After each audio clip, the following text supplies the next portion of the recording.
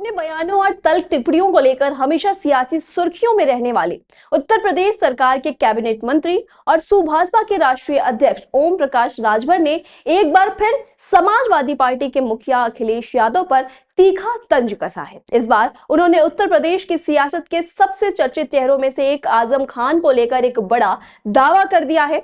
वाराणसी के circuit house में media से मुखातिब होते हुए राजभर ने खुलकर कहा कि आजम खान को फंसाने और जेल भिजवाने के पीछे 100% समाजवादी पार्टी का ही हाथ है।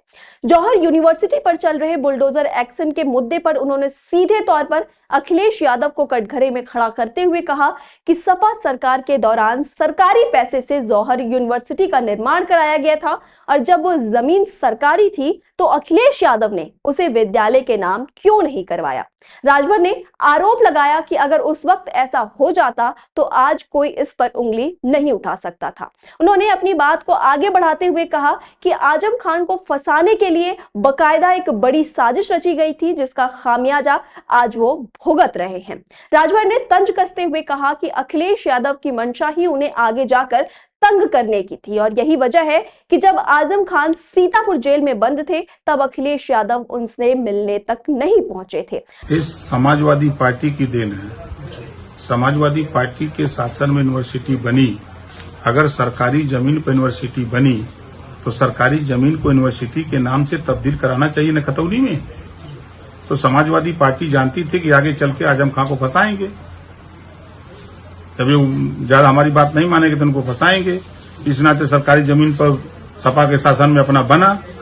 अब सरकार की संपत्ति कागज में दर्ज है तो अब वो काम नगर निगम का सरकार का थोड़ा है। राजभर के तीखे बयानों का सिलसिला यही नहीं रुका। जंतर मंतर पर पिछले कई दिनों से अनशन कर रहे सोनम वांगचुक को पुलिस द्वारा हटाए जाने के मुद्दे पर भी उन्होंने पुलिस की कार्रवाई का पूरा बचाव किया है। उन्होंने स्पष्ट किया कि कोई चाहे कुछ भी आरोप लगाए, लेकिन सच्चाई यही है कि जब अनशन पर बैठने वाले किसी व्यक्ति की तबीयत बिगड़ने लगती है तो पुलिस अपनी जिम्मेदारी निभाते हुए उसे इलाज के लिए अस्पताल पहुंचाती है। वहीं अखिलेश यादव द्वारा हाल ही में भारतीय करेंसी नोटों के निजीकरण की आशंका जताए जाने वाले बयान पर चुटकी लेते हुए ओपी राजभर ने कहा कि अखिलेश यादव के पास ज्यादा माल यानी पैसा होगा, इसलिए उन्हें चिंता सता रही है।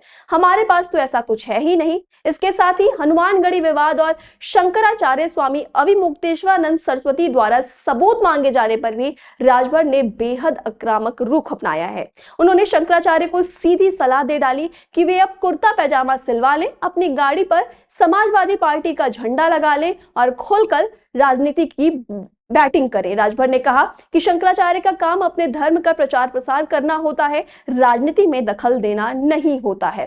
क्यों कुर्ता पैजामा सिया ले, समाजवादी पार्टी का झंडा गाड़ी में लगा लें और खुल करके बैटिंग करें। कोई भी शंकराचार्य का काम होता है अपने धर्म का प्रचार प्रसार करना, राजनीति में हस्तक्षेप नहीं करना।